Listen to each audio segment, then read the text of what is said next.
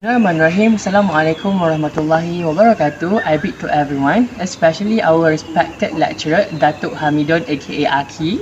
So today, my group going to present about our case study entitled Combating Sexual Harassment Within Educational Institutions in the Perspective of Sharia. So without further ado, let's go. So right now, what is sexual harassment? So in our case study, we define sexual harassment as any kind of unwanted sexual overtures or any kind of unwelcome invitation to participate into sexual activities. If I can give an example, things like unconsensual touchings is considered as sexual harassment. Moving on now to the Islamic perspective on honor and dignity. Islam aspires to build, enhance and sustain human dignity. A Muslim's duty as a resident of Allah on earth is to protect the honor and dignity of people, regardless of their religious beliefs. Moreover, Muslims must follow Allah's rules of justice and avoid wrongdoing. Arrogance and snobbery have never been viewed as virtues in Islam, but moderation and civility have always been regarded as virtues. Allah said in the Quran, قال الله تعالى في الكتاب العزيز بعد أعوذ بالله من الشيطان الرجيم لا يحب الله الجهر بالسوء من القول إلا من ظلم وكان الله سميعا عليما. Allah doesn't like the disclosure of anyone's evil conduct in speech except by someone who has been wronged, and Allah is all hearing, all knowing. In his analysis on the verse, Abdullah Yusuf Ali said that this verse often refers to activities that might lead to a public scandal. Next, let's look at the data we collected from the survey we conducted. We conducted this survey by Google Forms and received a total of 85 respondents. The respondents constituted from students of different schools and universities from the age of 13 to 25. 92.9% were 18 to 25 years old and 7.1% were aged 13 to 17 years old. 60% of the respondents were females and 40% of the respondents were males. Observing specifically in the group of males aged 13 to 17 years old, the percentage of respondents that are aware of all types of sexual harassment is 90.9% and 9.1% are still unaware.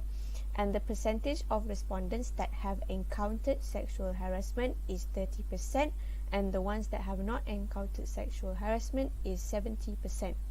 In the group of males aged 18 to 25 years old, 100% of the respondents are aware of the types of sexual harassment, and the percentage of respondents that have encountered sexual harassment are 80%, and 20% have not encountered sexual harassment. For females aged 13 to 17 years old, half of the respondents are aware of the types of sexual harassment and the other half are unaware.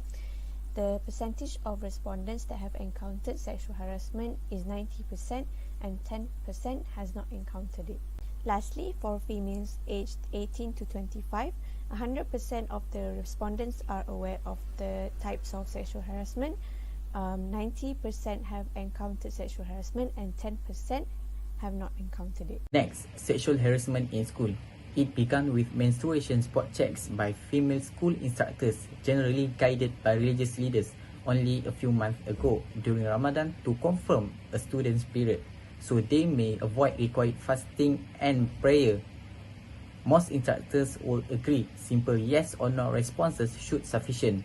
It is true, only a student and the Almighty know whether a student is fasting or not. As a result of this trauma, people who are now on their period would say they are not on their period and pray with their friends to avoid being scrutinized by instructors. Furthermore, some teachers go too far and demand actual evidence, which, even if not needed, is an invasion of privacy. Next, a teacher's rape joke went viral, enraged netizens and prompted other individuals to come forward and share their own sexist student remarks.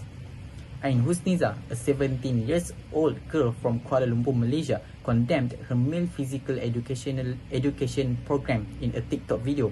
A teacher made an improper rape reference during a class discussion. She remembers the instructor stating in the 1-minute video on April 23 that anybody may do it, but the victim must be at least 18 years old to avoid charges of statutory rape. For sexual harassment in higher institution level, according to our survey, a few instructors have been exposing themselves to female students, and students have mentioned a strange lecturer who loves to touch students provocatively. Sexist and homophobic jokes are frequent in Malaysian colleges. Institutional power sexual interactions at Malaysian universities may be sexist. Male workers typically regard female colleagues as second-class citizens. College staff in Malaysia tend to be unaware of sexual harassment. Male students wolf whistling to female students is fairly common in Malaysian institutions. Some male students stay about and show their authority to their peers by whistling and making remarks to female classmates. Most female students, particularly Malays, are said to be tolerant of the situation and do not report it. Next, sexual harassment has such a detrimental effect on the victim's psychological, emotional well-being and physical.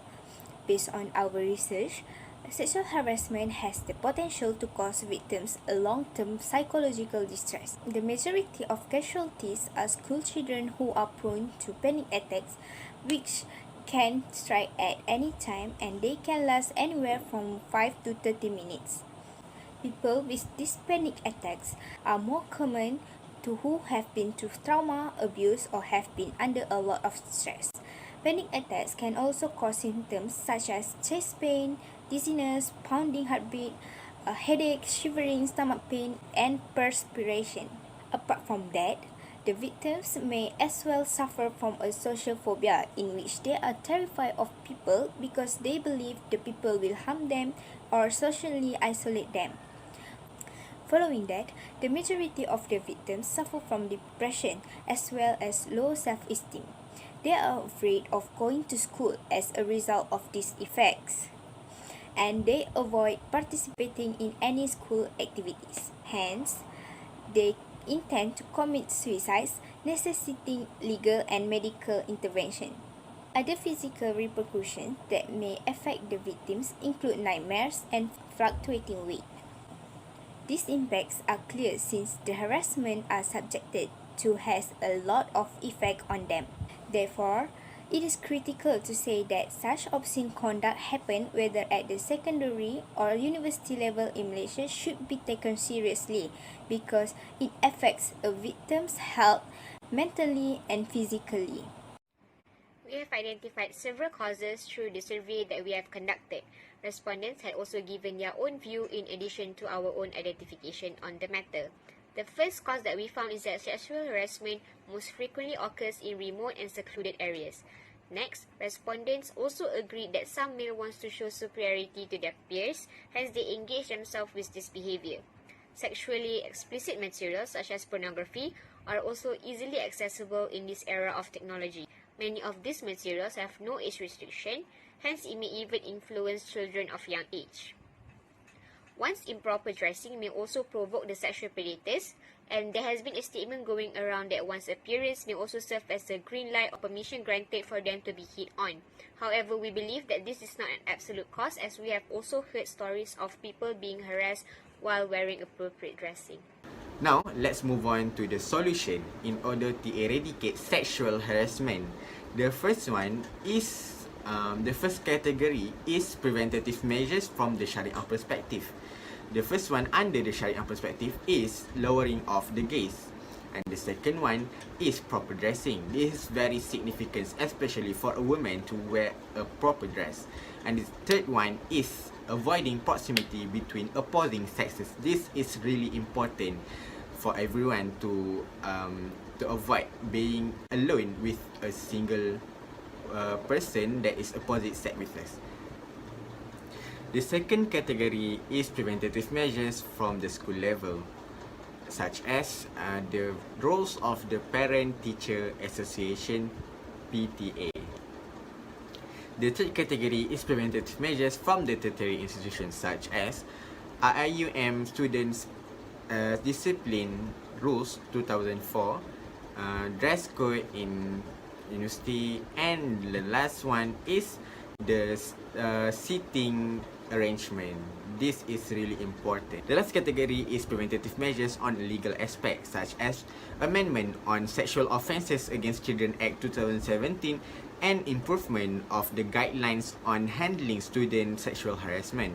Alright, so in a nutshell, I should emphasize to everyone that any kind of sexual harassment within educational institutions is considered as a social burden.